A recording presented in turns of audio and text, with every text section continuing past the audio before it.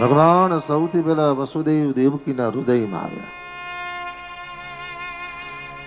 વૈષ્ણવો વિચારે ભગવાન હૃદયમાં આવે અને ભગવાન હૃદયમાં આવે એની કોઈક વાર પ્રતીતિ શરણાગત વૈષ્ણવોને થાય છે અને થાય છે. શરણાગત વૈષ્ણવ કોણ? જે સેવાના સમયે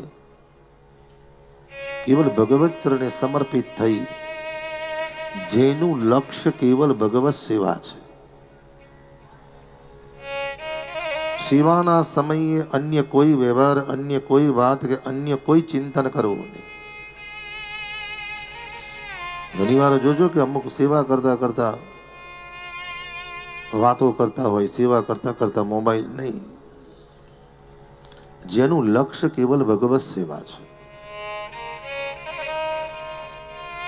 અને સેવા કરતા કરતા તમે કોઈક વાર અન્ય દોષ જીવનમાં કરો છો, એ દોષથી તમને સેવાનું ફળ મળતું નથી.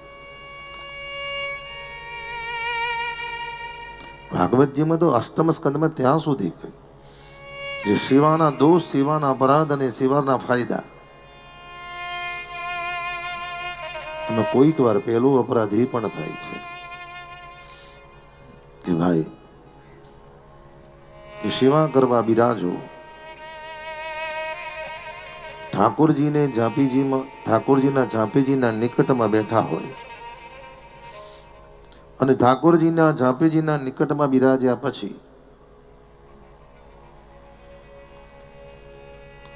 ઘરમાં ગમે તેટલા મોટા અને ગમે તેટલા વડીલ કે ગમે તે વ્યક્તિ આવે અને કોઈ પણ દિવસ આવો ના કહેવો.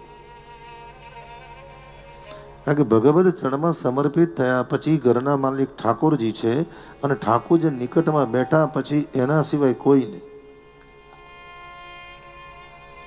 અમુક તો સેવામાં બેઠા હોય અને ઘેર કદાચ કોઈ મહેમાન આવે, એ આવો, જય શ્રી કૃષ્ણ.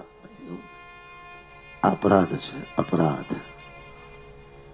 ભગવત ચરણોમાં બેઠા પછી કૃપાનાથ સિવાય કોઈની બહુ આ પધારે જય શ્રી કૃષ્ણ, બસ, બીજું બોલવાની જરૂર નથી.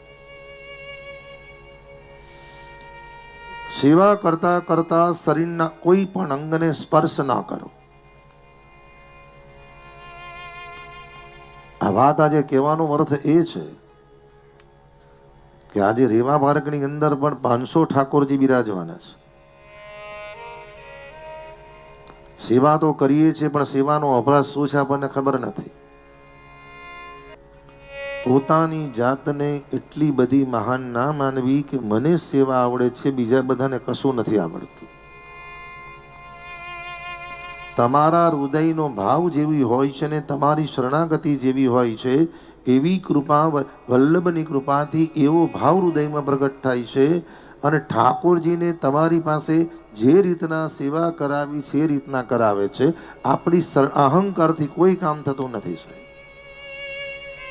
હા, બીજું, ઠાકોરજીની સેવા કરતા કરતા વારંવાર ઊભું ના થવું. બધી જ સામગ્રી પધરાવી અને પછી સેવાનો પ્રારંભ કરો.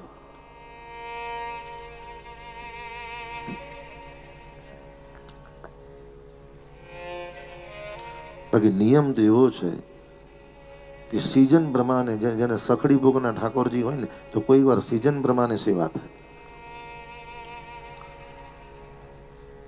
ઉનાળામાં શીતલ જલ હોય, ચોમાસામાં હુફાળું જળ હોય, શિયાળામાં થોડું ગરમ જળ હોય.